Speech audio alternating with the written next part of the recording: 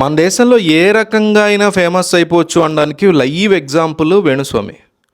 ఆయన మీద నాకు ఎటువంటి ద్వేషం లేదు, కానీ ఏ రకమైనటువంటి ట్రోలింగ్ జరుగుతోంది, ఆయన విషయంలో జనాలు నీ బాగుందరా అని ఎందుకు అనుకుంటున్నారు అనేది ఒక చిన్న వీడియో చేద్దాం అనేసి. సో ఈ వేణుస్వామి అనేటువంటి పర్సను రకరకాల అంశాలని గెస్ చేస్తారు, ప్రిడిక్ట్ చేస్తారు. తన యొక్క జ్యోతిష శాస్త్రం మీద తనకున్నటువంటి పట్టు ద్వారా రకరకాల విషయాలు చెప్తారు.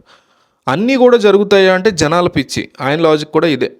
నిజానికి ఒక ఆస్ట్రాలజర్ వేణుస్వామి అనే కాదు, ఎవరైనా సరే ఏదన్నా చెప్పి ఇది జరుగుతుందమ్మా నీ జీవితంలో అంటే జరిగిపోతుందని 100% గ్యారంటీ వాళ్ళు ఇవ్వలేరు. దానికి ఆయన చెప్పే లాజిక్ ఏంటంటే 100 ఆపరేషన్లు చేస్తే ఒక డాక్టర్ ఆ 100 సక్సెస్ అవుతాయా అని. డెఫినెట్లీ అవ్వవు, లాజిక్కే కాదు. మరి ఎన్ని అవుతాయి? 96 అవుతాయి, 4 గ్యారంటీ ఫెయిల్ అవుతాయి కదా. ఫెయిల్ అంటే పెద్ద పెద్ద ఆపరేషన్లు, నేను ప్రాణం మీద ఆపరేషన్లు. సో అట్లాగా ఇప్పుడు వేణుస్వామి విషయంలో జనాలు కూడా మనకి ఇన్స్టెంట్ సమాధానాలు కావాలి ప్రతిదానికి. ఇవాళ సాయంత్రం ఒక కష్టం వచ్చిందంటే ఇల్లు వేలంపాట పడే పరిస్థితికి వచ్చేస్తుందంటే రేపు సాయంత్రం కల్లా సొల్యూషన్ కావాలి మనకి. అది కుదరదు కదా ప్రాక్టికల్ వరల్డ్లో. ఎట్లా కుదురుతుంది? ఒక 3-4 నెలల తర్వాతైనా దానికి సొల్యూషన్ నెమ్మదిగా వస్తుంది. సో మన వాళ్ళు అట్లా కాదు. మన మెంటాలిటీస్ ఎట్లా అయిపోయినాయి అంటే ఎన్నో సంవత్సరాల నుంచి అట్లా వచ్చాయి. ఎంతసేపు ఇన్స్టెంట్ సొల్యూషన్, ఇమ్మీడియట్గా ఇవాళ ఏదో జరిగింది అంటే ఓకే సాయంత్రం కల్లా సొల్యూషన్ కావాలి. సో అందువల్ల ఈ ఆస్ట్రాలజర్లు ఎక్కువగా ఫేమస్ అయ్యేటువంటి సొసైటీ మంది. బేసిక్గా ఆస్ట్రాలజీ మీద, జ్యోతిష్య శాస్త్రం మీద నాకు ఎటువంటి ఆబ్లిగేషను ఇష్యూ లేదు, కానీ ప్రాబ్లం ఏంటంటే ఒక సరైనటువంటి రెగ్యులేషన్ ఉండదు దీంట్లో. ఎవడు పడితే ఆడు ఏది పడితే అది చెప్పడానికి వాళ్ళకు ఒక రెగ్యులేషన్ ఉండదు. ఇప్పుడు ఎగ్జాంపుల్ ఒక టీచర్ ఉన్నారనుకోండి, చదువుకొని బీఈడీ పాస్ అయ్యి బలన చేసిన తర్వాత మాత్రమే స్కూల్లో జాయిన్ చేయాలి. పై ట్యూషన్లు చెప్పాలన్నా వాళ్ళ కెపాసిటీ ఏంటి, వాళ్ళ ఇదేంటి చూసుకొని మనం జాయిన్ చేసుకుంటాం. కానీ జ్యోతిష్య శాస్త్రానికి అట్లా లేదు. వాళ్ళ బ్యాక్గ్రౌండ్ ఏంటి ఇవన్నీ కాకుండా ఎక్కువ మంది సెలబ్రిటీస్ వెళ్తున్నారనో, కొంతమందికి మంచి జరిగిందనో బ్లైండ్గా వెళ్ళిపోవడం. ఇందాక చెప్పినట్టు ఇన్స్టెంట్ సొల్యూషన్ ఇవ్వగలిగే వ్యక్తి ఎవరన్నా ఉన్నారా అనగానే మన వాళ్ళు ఎగబడి వెళ్ళిపోతుంటారు. సరే ఇప్పుడు ఇంత సడన్గా వేణుస్వామిని ట్రోల్ ఎందుకు చేస్తున్నారంటే రకరకాల రీజన్స్. ఇప్పుడు కేసీఆర్ గెలుస్తాడని చెప్పాడు, కానీ కేసీఆర్ గెలవలేదు కదా అంటారు. నిజానికి ఈ విషయంలో వేణుస్వామి నేను సపోర్ట్ చేస్తాను. కేసీఆర్ గెలుస్తాడని ఎక్కడ అనలా, అసలు ఆ టాపిక్కే ఎత్తల. అట్లా ఇంక ఓడిపోతాడని కూడా అనలా. సరే ఎనీవే ఆ వీడియోలు అవి అట్లా వాళ్ళు మార్పు చేసుకున్నారు, ఎడిట్లు చేసుకుంటూ ఉంటారు ఆయన వీడియోలు. అయితే రీసెంట్గా జగన్మోహన్ రెడ్డి యొక్క గెలుపు గ్యారంటీ అని ఆయన గతంలో చెప్పిన వీడియోలు, అంటే 2029లో కూడా ఆయనే మళ్ళీ సీఎం అవుతారు, 24లో కూడా సీఎం అవుతారంటూ ఆయన వ్యాఖ్యానించిన వీడియోలు బాగా వైరల్ అవుతున్నాయి. అయితే దీనికి కాంట్రాగా నేను అబ్జర్వ్ చేసింది ఏంటంటే కావ్య మారన్ గురించి ఆయన మాట్లాడుతూ మన ఫైనల్స్లో ఓడిపోయిన తర్వాత, ముందు మాట్లాడిన ఒక రకం, ఫైనల్స్లో ఆమె ఓడిపోయిన తర్వాత ఆమె టీము, ఆమె జాతకంలో దోషం ఉంది అందువల్లే ఓడిపోయారని. అంటే నేనేమంటానంటే ఆయన చెప్పింది కరెక్టే కదా పక్కన పెట్టండి, కరెక్ట్ అయినా కూడా జనాలకి ఆ రకమైనటువంటి ఇన్పుట్ ఎందుకు ఇవ్వటం? నువ్వు అసలు అవసరం లేదు. అది కష్టపడితే జీవితంలో పైకి వస్తారు, అట్లీస్ట్ ఎఫర్ట్ పెట్టాలి చాలా స్ట్రాంగ్గా, ఒక లెవెల్కి వచ్చిన తర్వాత మాత్రమే అదృష్టం అనేది హెల్ప్ చేస్తుంది అని చాలా చక్కగా వివరించవచ్చు.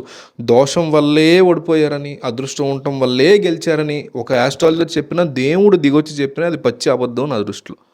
ఒక మనిషి ఏమాత్రం కష్టపడకుండా, లక్ ఫ్యాక్టర్ నేను కూడా నమ్ముతా.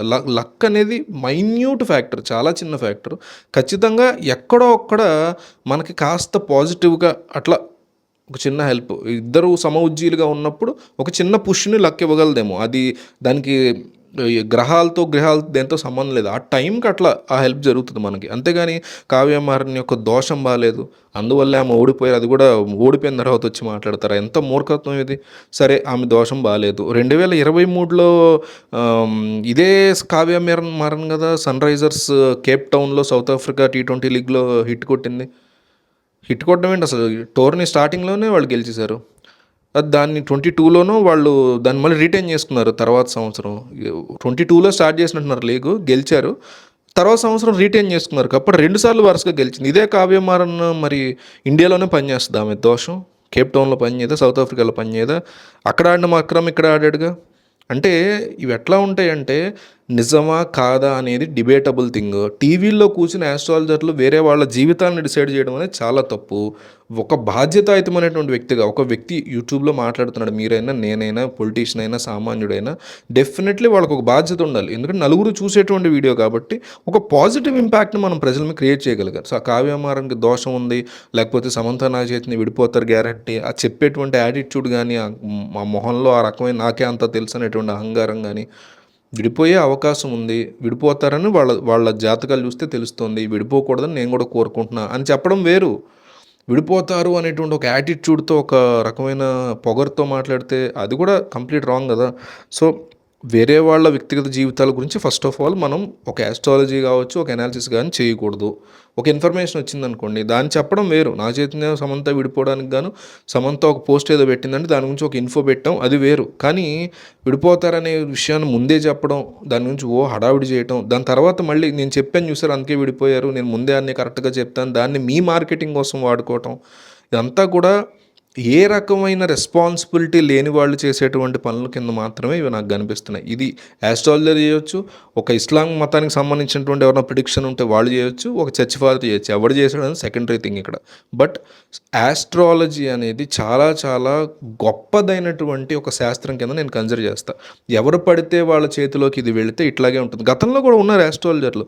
వాళ్ళు ఎంతో హంబుల్గా చెప్పదగ్గ విషయాల్ని మాత్రమే బయటికి చెప్పారు. మనం వెళ్ళి వాళ్ళ ముందు నించున్నా, కూర్చున్నా, రేపు మనం చచ్చిపోతున్నామని వాళ్ళకి తెలిసినా కూడా ఆ విషయాలు వాళ్ళు చెప్పరు. కొన్ని కొన్ని ఎథిక్స్ ఉంటాయి, కొన్ని కొన్ని మొరల్స్ ఉంటాయి జీవితంలో. ప్రతి శాస్త్రానికి ఉంటాయి, జీవితానికి ఉంటాయి, ప్రతి అంశానికి సైంటిస్టులకు ఉంటాయి, ఒక పొలిటీషియన్కి ఉంటాయి. ఇవన్నీ దాటేసి డబ్బు కోసం, టీవీ వ్యూల కోసం, మీరు ఫేమస్ అవటం కోసం, మీ అహంకారం కోసం, నేను చెప్పిందే జరుగుద్ది, తిరుగులేదు దీంట్లో అని చెప్పడం కోసం అసలు అర్థం బద్దలైనటువంటి థింగ్ ఇదంతా కూడా. సో ఈ రకమైనటువంటి లాజిక్స్ కనుక అప్లై చేస్తే, వేణుస్వామి మీద పర్సనల్గా ఎటువంటి కోపం నాకు లేకపోయినా, ద్వేషం లేకపోయినా, ఇట్లాంటి లాజిక్స్ అప్లై చేస్తే ఇట్లాంటి వేణుస్వాములు ఎందరినో మనం పక్కకి తొలగించుకుని లైఫ్లో స్ట్రాంగ్గా కష్టపడి ముందుకెళ్ళాలనేటువంటి ఒక్క సూత్రాన్ని నమ్ముకుంటే చాలని మనకు అర్థమవుతుంది. అట్లాగే శాస్త్ర దగ్గరికి వెళ్ళొద్దని డెఫినెట్లీ వెళ్ళొచ్చు, నమ్మకం ఉన్నవాడు వెళ్ళొచ్చు, కానీ దాని మీదే జీవితం, అది తప్ప ఇంకొకటి లేదు. మనం ఎంతో కష్టపడుతున్నాం. నాకు తెలిసిన ఒక ఆయన ఉన్నాడు, ఎక్సలెంట్గా కష్టపడతాడు. ఆయన హైదరాబాద్లో ఉంటాడు. చాలా చాలా కొన్ని వెబ్సైట్స్ అవి పెట్టారు, ఇబ్బంది పడ్డారు, తర్వాత లాస్ అయ్యారేవో నెగిటివ్స్ వచ్చి. సో ఆయన ఒక పక్క విపరీతంగా కష్టపడుతున్నాడు. ఏదో ఇప్పుడు మళ్ళీ ట్రేడింగ్లో దిగాడు, ఆయన ట్రేడింగ్ చేస్తున్నాడు, వెబ్సైట్లు మళ్ళీ తన వెబ్సైట్లు తానే రీబిల్డ్ చేసుకునే ప్రయత్నాలు చేస్తున్నాడు. దాంతో పాటుగా రీసెంట్గా మొన్న ఏదో రావులపాలెం వచ్చి శనీశ్వరుడి దగ్గర ఏదో పూజ చేయించుకున్నాడు. అంటే బ్యాలెన్స్, ఇది ఒక చిన్న ఒక 2% ఈ రావులపాలెంలో పూజకో, శనీశ్వరుడు పూజకో ఇచ్చి మిగతా 98% తన కష్టం మీద పెట్టుకున్నాడు. నేను ఆ 2% కూడా పెట్టలేదు, ఎవరి నమ్మకం వాళ్ళది. నేను ఆయన వస్తే కూడా వెళ్ళి కలలేకపోయా, ఇష్టం లేక. అలాంటి ప్రోగ్రామ్ కదా, నేను దానికి వ్యతిరేకం కాబట్టి, అది వేరు. But I have immense respect for this person are this guy. ఎందుకంటే తన కష్టానికి 98-95% ఇచ్చి అదృష్టాన్నో, దోషాన్నో, ఒక నమ్మకాన్నో, అది నా దృష్టిలో మూఢనమ్మకమైనా అతని దృష్టిలో నమ్మకం కదా, సో ఆ నమ్మకానికో ఒక 5% ఇంపార్టెన్స్ ఇచ్చాడు. డెఫినెట్లీ ఇవ్వచ్చు, తప్పేం లేదు దాంట్లో. ఆ రకం వేరు. నువ్వు 95% నీ నీ నీ శనీశ్వరుడి దగ్గరో, నీ నీ అల్లా దగ్గరో, నీ యేసుప్రభు దగ్గరో పెట్టి మిగతా 5% మాత్రం నేను ఎఫర్ట్ పెడతానంటే దానివల్ల ఏ రకమైన ఉపయోగం ఉంటుంది జీవితంలో ఎవరికైనా?